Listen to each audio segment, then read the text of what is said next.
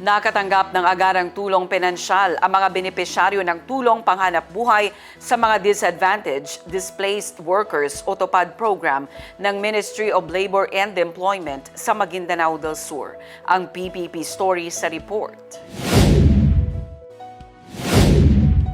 Isinagawa ng Ministry of Labor and Employment or MOLE sa pamamagitan ng Project Management Committee or PMC at MOLE Maguindanao Field Office ang payout ng financial assistance para sa benepisyaryo ng TUPAD program sa Maguindanao del Sur.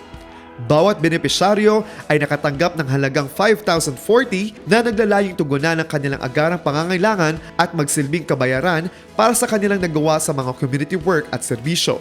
Ayon sa MOLE, layunin ng programa na magbigay ng mabilisang tulong sa mga disadvantaged at displaced workers na may emergency conditions. Ayon kay Minister Muslimin Bapamus Sema, ang programa ay bahagi ng mas malawak na hakbang ng MOLE na labanan ng unemployment sa Bangsamoro sa pamamagitan ng pagbibigay ng integrated livelihood at emergency employment para sa mga nangangailangan. Marcus Uy, iMinds Philippines.